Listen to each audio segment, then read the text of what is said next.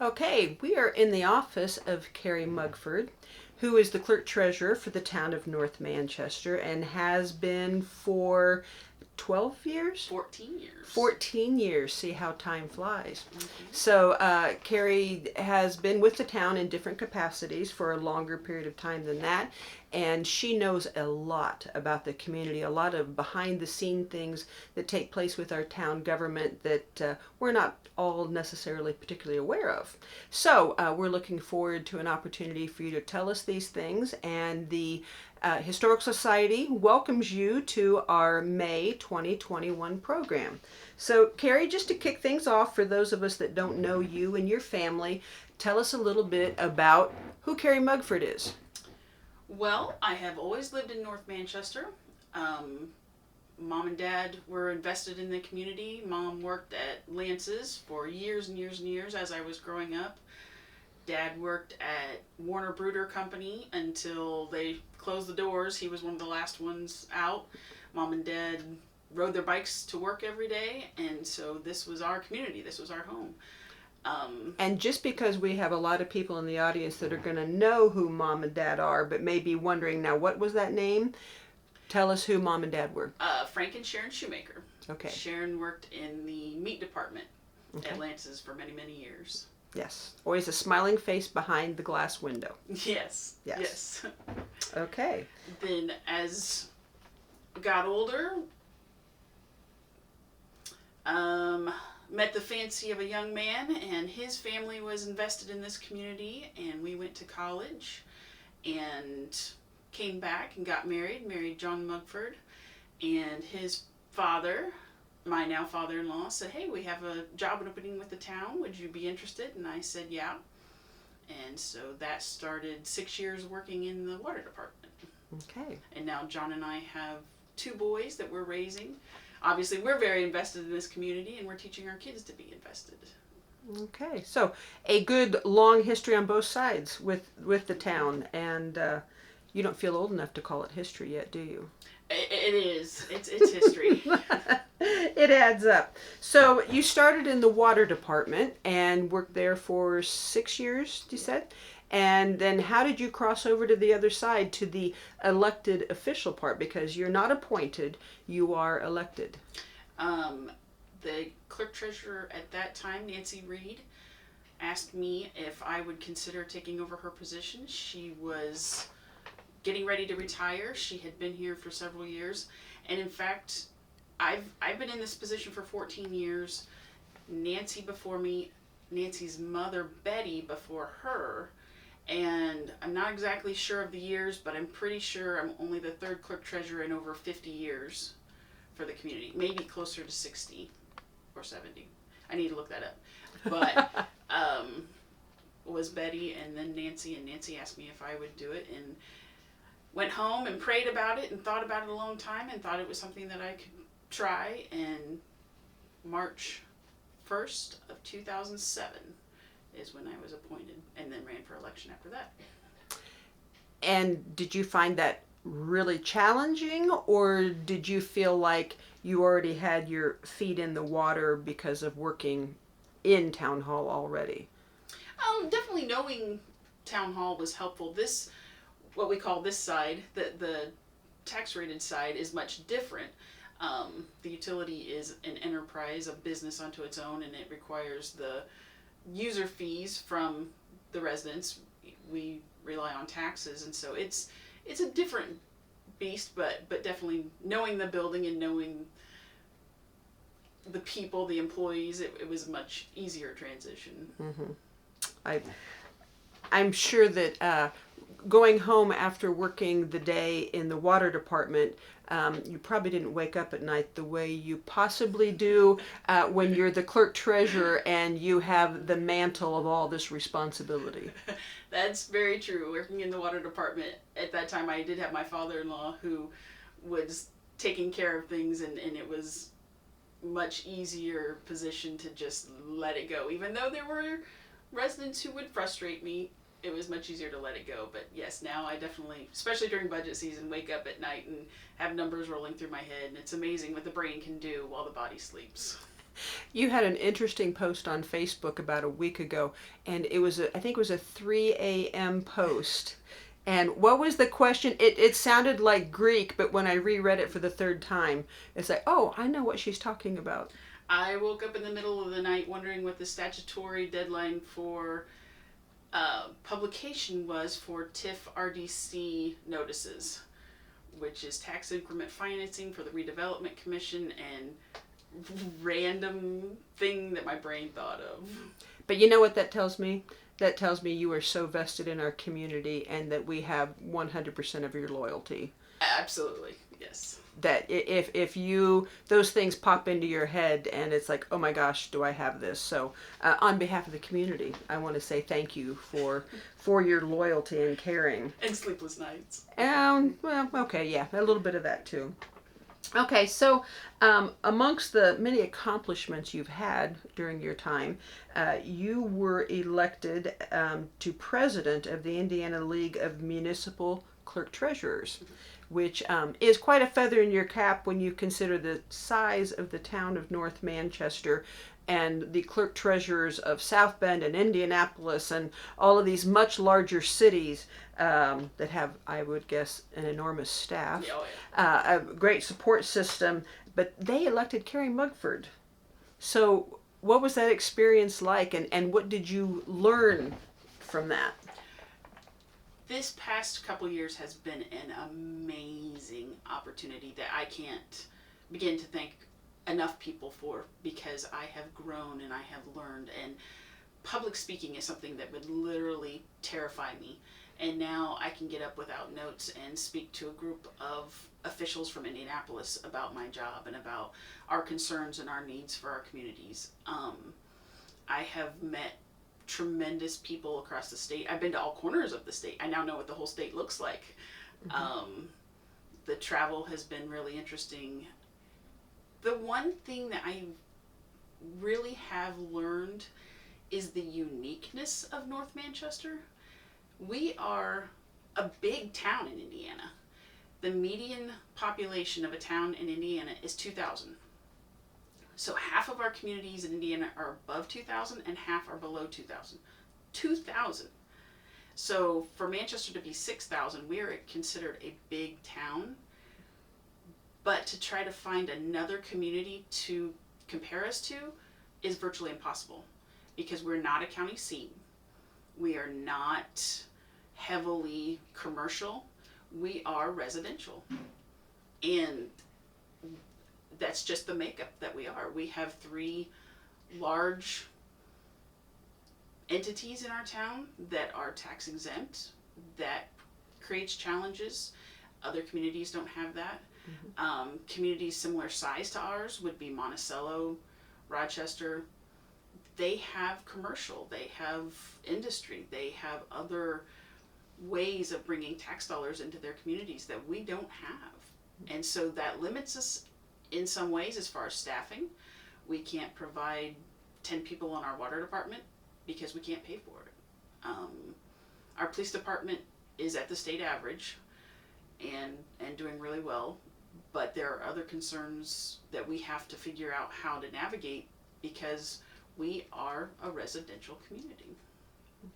A bedroom community, some people might say. Now, when you refer to the big 3, I think we all know you're speaking of Peabody and Timbercrest and Manchester University.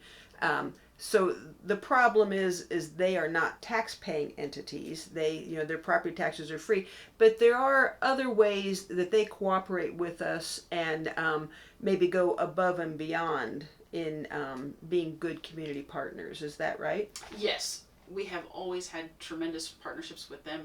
Buying fire trucks, they will help and pay for those. Income taxes, all of the employees that work there and are thankful to have jobs there and reside here, we collect those income taxes. So the income tax follows where you lay your head at night.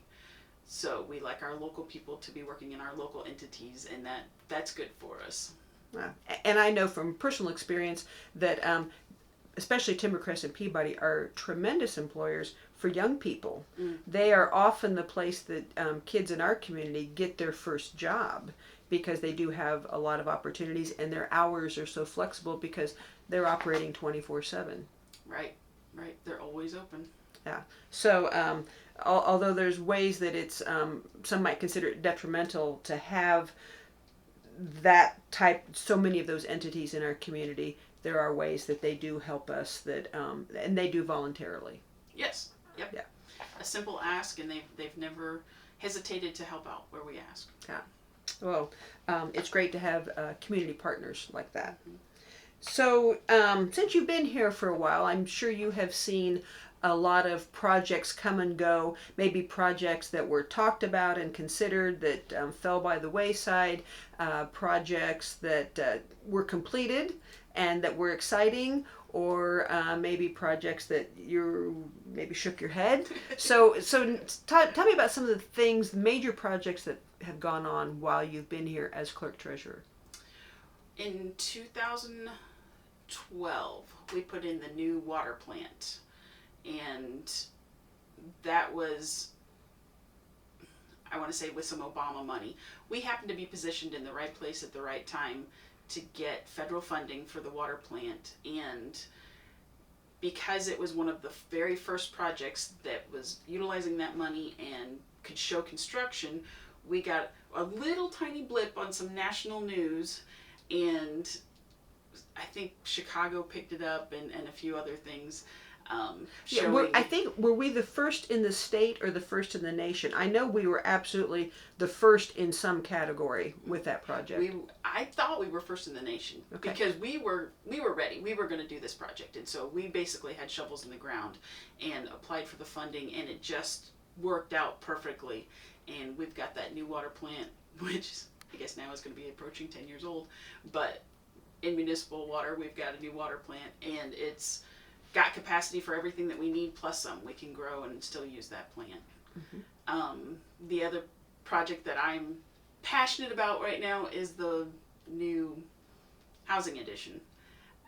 We started that with an idea and a plan 6 years ago now, and now we have new residents in our town because we had that housing available, and we're building those houses and hoping we get many, many more new families. And I would love to see phase 2 get started. I don't know what year that will be, but considering the number of homes we have going in already, I'm hoping we get phase 2 going. And I'm not sure I know the number, maybe you do. There was an incredibly short gap between the time that they finished the model home and people started stepping up and saying, yes, I want to buy a lot, or I want to buy that house. Mm-hmm. And I don't know that number either, but I know it was a matter of weeks. Yeah. It reminds me of the Field of Dreams. If you build it, they will come, and that's what we all hoped, but it did. It absolutely did. From other states. We have people living in our community now that came from other states. And that's tremendous. Mm-hmm. That's terrific. And I think, if I remember correctly, one of the shortfalls when they did housing studies here is that we didn't have enough homes with attached garages. That there was a younger generation looking for homes, their first homes, but we didn't have garages on our houses, which I still don't have a garage attached to my house. But I love my house. I wouldn't live in a house without one. But, so I understand. But yeah, these older homes, they don't. That's not the way they were made. And now these homes are ready to go. There's no fixing up. They're ready to move in. And that has spurred now more creation, more homes. We have a building permit that came in just this week for a neighborhood home that's going to be built brand new. Mm-hmm. So I'm just so excited about that, because then that prompts other people to make improvements to their homes, and we can increase the assessed value and just make the neighborhoods a little more spruced up. And that's something that I've noticed in a neighborhood adjacent to my own is we had a couple of local builders build spec houses. Was that like 4 years ago now? Probably. And the neighborhood was, I'll say, in need of some love. I think that there was just a lot of discouragement amongst the residents that nobody was doing anything, nobody was taking care of things. And I have watched firsthand, right outside my living room window, those new houses went up, and all of a sudden people were paying more attention to their own property. And I have seen new siding go up, I've seen new roofs go up, and the town has done some other things in that neighborhood to help spur that encourage that pride. Can you tell us about that? You're talking about taking down, yes, we like, not that we like to, but one focus in municipal government is taking down blighted properties. And so when a home becomes beyond repair and is a drain or a detriment to a neighborhood, it's best to have it removed. An empty lot is actually more desirable than a blighted house, and it gives an opportunity for someone to come in and put a new house on that property. In that neighborhood, that's something that we have done. We took down one house. Hopefully we'll have maybe another one that can go, and a young man has purchased it and is planning on putting a home there and bringing his family to that property. And so we've got new families, we've got new life, new breath into that community, into that neighborhood. And the property values are going up, which is a bonus to the owners, but in a Kevorkian way, as clerk treasurer, as those property values go up, the property taxes have increased. So we've created revenue for ourselves. Somewhat. It also helps the entire community because the levy, the tax levy, can be less on every property when we have more assessed value. So we can create the same dollars with less contribution from all the homes when the homes are valued at more. So we reduce the levy, keep the rate the same, and we can operate our community with less impact on the entire, on all the residents. Right. Another thing that I'm excited about in these individual neighborhoods that the town has committed to working on is that I guess we're actually looking at putting in a neighborhood park for those people. And I would assume that we would consider setting aside green space in any neighborhood that was lacking that or didn't have access to that. Yep, if we have the available space, children shouldn't have to cross highways, shouldn't have to go too far, and we want to encourage the children to be outside, or anybody, families. We want everyone to be outside and be able to enjoy that time. So we put that piece of equipment in, we create a green space, we create some kind of new attraction, and it encourages everyone to get outside and enjoy it. Yeah, which creates a healthier community, but I think that's also something that younger families, which every community hopes to attract, they're looking for those types of amenities for their family. They're not only looking for what are the school systems like, what type of restaurants do you have, is there shopping available, but they also want to know what can their family do, what are great places for their kids to go and be with their friends and play. And safe walking areas. We're looking at trails. We're looking at different opportunities for people to get out and enjoy that. Yeah, these are all great things to attract people.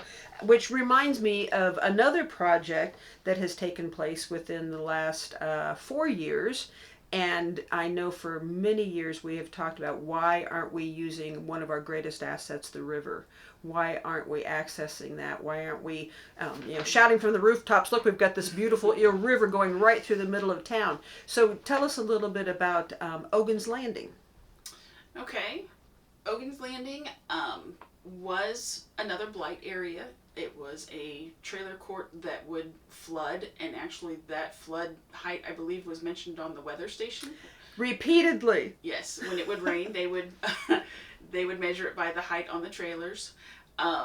We were able to help get that area removed and cleaned up.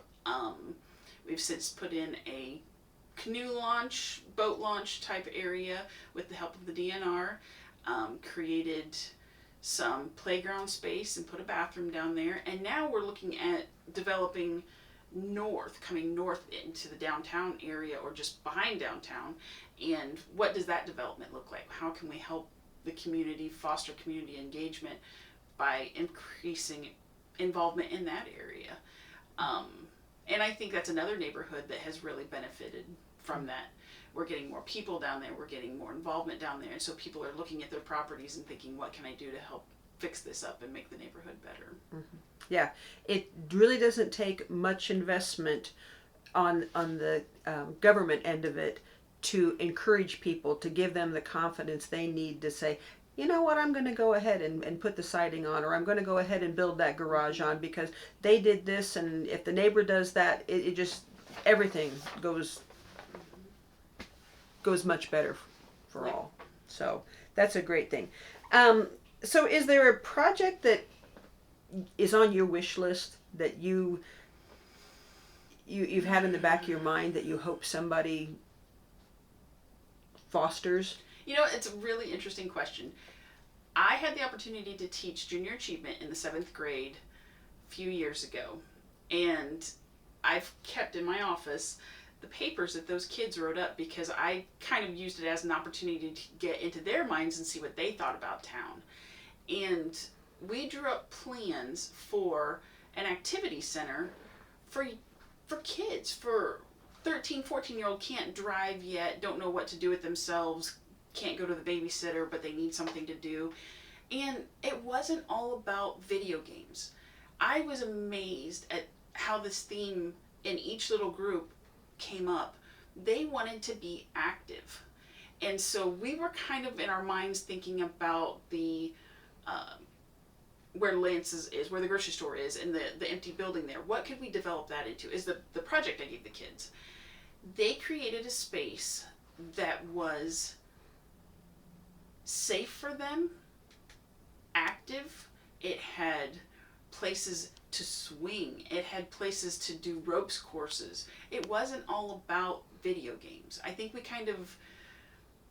don't give our kids enough credit. We think that they want to sit in their rooms in a dark hole and text their friends and play video games. And given creative license, that's not what they want. And so I've kept these as a reminder to me of what I need to be focusing on for the kids. And that's one thing I would love to see someone take on and develop, because there's not a good mechanism for us to do it for them because of the investment. But if someone could grab that idea and do something for the 10 to 14, 15-year-olds that engages them, they want it. They're hungering for something like that. Mm-hmm. And that is something for years I've always thought about. Your job in your position, you are you're the grand dame of coordination, because lots of times in a community this size, it's not a project that the government can take on its own. But when you know that someone else has this ability or might be a participant in a project but not be in charge of it, and you've got the knowledge that OCRA, which is the Office of Community and Rural Affairs, who give a lot of grants, you know that there's a grant opportunity out there if this group, whether it's Rotary or if it's the Fellowship of Churches or something like that, that these things can come together. But your office, your mind, has so much of this information that knows how the pieces of the puzzle can come together so things can actually work. Mm-hmm. And that's true. And that's one of the things that we do a lot of education on, is we stay up on all of the different organizations. Like you said, OCRA. We have a lot of acronyms that we use over and over again. And then we can tell those community leaders, hey, let's think about this. What can we do with this? But it can't all be from our end either. Like you said, we need the community involvement. I really need some volunteers, some people out there willing to step up and do the work and take on the project. Because these are projects of love. I mean, you have to love this community. You have to love the kids involved in it. And you can't sit in a bubble by yourself. You have to show your community the blessings that you have and get out there and do it. Your love of North Manchester just really shines through. I mean, I am sure your grandchildren are going to be raised here, aren't they? I hope so. And if not, you're going to tell your boys, you bring them home. I want them here. So 2020 was not the best year for any of us. I am sure there were a lot of challenges, just as, the town employs 40 odd employees. 38 employees. Mm-hmm. How did it affect town government? What did your job just get turned on its head and you had to relearn and adapt to a million new things? What was 2020 like for you? The relearning and the adapting, I will almost say, was more on a personal level, in the fact that we learned that the things that we do may be traditions because we've always done them and we don't have to. that was very, very difficult for me because I like things to be the same all the time. And there's a certain amount of comfort in having the same office, the same chair for 14 years, and realizing when the world's turned upside down, we do these things because we've always done them, not because we have to. Like I said, we worked in the utility office for 6 years, and that door never shut. It was open from 8 a.m. to 5 p.m. every day, regardless. It never shut. And that's the way I was taught, and that's the way I thought it needed to be. Well, now we have to shut the office down. What does that look like? And I think the community has adapted to using means that are not necessarily coming in and talking in person. And that's the way we're used to doing it, but we don't have to. And so we found out that a lot of the traditions or traditional ways of doing things are just traditions. But yet we're still hungering for them, and there's still comfort there, but it's not the way we have to do things. I think that's the small town thing. I know I still struggle every month when I go to pay my water bill because I am so used to going in and seeing Jessica or seeing Angie. It's like, hi guys, how you doing? And dropping off the bill and having a little bit of a chit chat, sometimes more than a little. And I think that's just, maybe that's why we live in a small town, is we like that face-to-face connection with people. And so many people did that, and so many people still do. As soon as we could get that door open, people were coming in because they like that interaction. It's not Duke, it's not NIPSCO, it's not a big cable company. It's the people that you work with. It's the people that you go to the grocery store with, and you can come and you can say hello. Beyond that, we are now doing a lot of learning on how our revenues are going to be affected, because there's a time lag between when revenue is created and when it's received. Now we're looking at 22, 23, what are these impacts going to be? So 2020 was a year where we all slowed down and we all tried to figure out what this is going to happen. But as far as my position from my chair, it's now, what does the future look like? And when you talk about being proud of things, I guess one of the things I'm proud of that nobody would know is the financial position that the town is in. We can weather a storm. We can weather what 22, 23 may bring us, and we are not going to lay off employees. We're not going to stop services because we have worked really, really hard. And I'll say I've worked really, really hard to get our funds in a place where we're going to get through this okay. I know that you keep an insanely close eye on our funds and our revenue stream, and I know many times at council meetings we will decide, oh, this is a great idea, we should invest in this, we should do it, and the last word usually is, Carrie, is it okay, can we do that? Where are we going to get the money from? And sometimes you'll look down and go, well, I don't know. Or sometimes your head pops right up and you've already decided it's going to come from the riverboat fund or the rainy day fund or this, that, and the other. And we always know that you've got a plan for us. Mm-hmm. And you have not hesitated to tell us that sometimes we might be overreaching what our aspirations are or should be. Mm-hmm. And that is the prime example of why I appreciate this elected position, and I think that this position should stay elected, because I have the ability to tell the elected legislation, we can't do that, we can't spend that money, and I don't have to worry about my family eating at night. I can maintain my autonomy, I can maintain my position because I'm elected, and I can say, you can't do that. We don't always like that, but someone has to be the realist. So I think this is interesting. People aren't going to know this. What was your background in college? Now, did you do business administration? Was it accounting? What exactly, what set you up for being a clerk treasurer? I graduated from Purdue University, and I have a degree in psychology with a minor in sociology. And I was very fortunate. I graduated second in my class at Purdue University and had lots of professors asking me where I was going to go, had lots of opportunities, had the world ahead of me. And I said, I'm going home. I'm going back to Manchester. I'm getting married, and that's what has set up this life. So, do you use that psychology against us as council people and town employees? Do you, are you manipulating us and we don't know it? I would never say that. I think it has enhanced the empathy, the ability to see projects or situations from other people's point of view. I pride myself on that. I'm trying to see it. How are they coming at a situation, not just how I am? And so I hope it has enhanced that, but I would never say that I would use anything against you. She just says that because I'm on council. Okay, so just to wrap things up a little bit, you've told us about where you came from, where the town has been, and what we've accomplished in the last 15 years or so. Looking forward, where do you think the town of North Manchester will be? What will we look like? What's down the road for us? Well, as someone who has walked through the same front door for over 20 years and come to the same building, I can say it's probably not going to look real different. 20 years has gone very quickly, and the next 20 will go very quickly.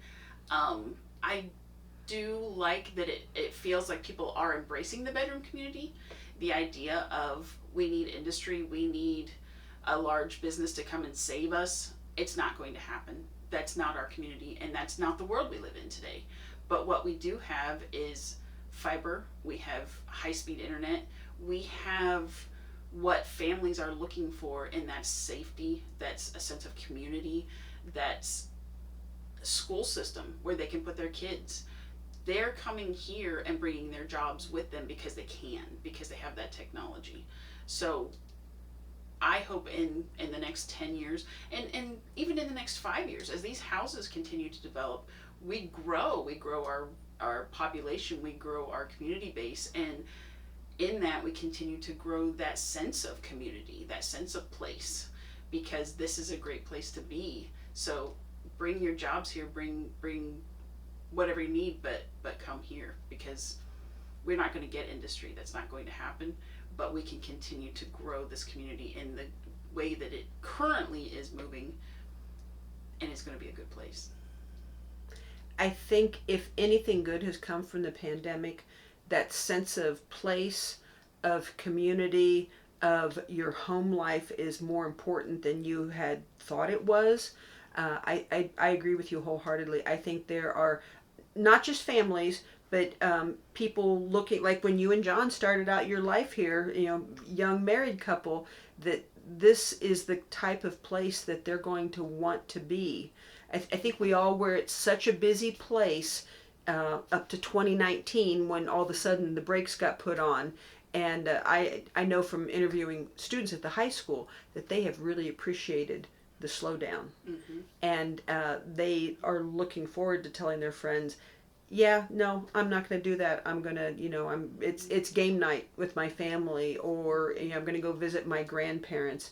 And I think the pandemic has taught us all to take a break and look around and see where you're living and actually live. Mm-hmm. Live in the moment and not be on that treadmill like a bunch of hamsters. We're appreciating each other, appreciating what we have, and not seeing our children just as objects that we need to get from here to there so they can be the best people that they can be. We got to go. These are children that I made, and I need to appreciate them for what they are and for who they are, and create a good life for them. And that's one of the best things to come out of the pandemic and what we've been through. Yeah. Well, Carrie, we've really enjoyed our time with you. We appreciate you sharing some of the things that go on in the background with the community. And I would like to point out to our audience that you were also a participant in our Women from North Manchester last summer. You were one of the contemporary women in the exhibit that we had about 28 different people, and we had lots of great comments about your backstory in that program as well. So And you were a volunteer during our Crossroads exhibit when we had the Yes. Smithsonian. Mhm. You were our highest ranking official to be one of our volunteers. So we appreciate your interaction with the Center for History and the North Manchester Historical Society, and we hope that you'll come and visit with us again someday. I really enjoyed it. I learned a lot and enjoyed talking to people.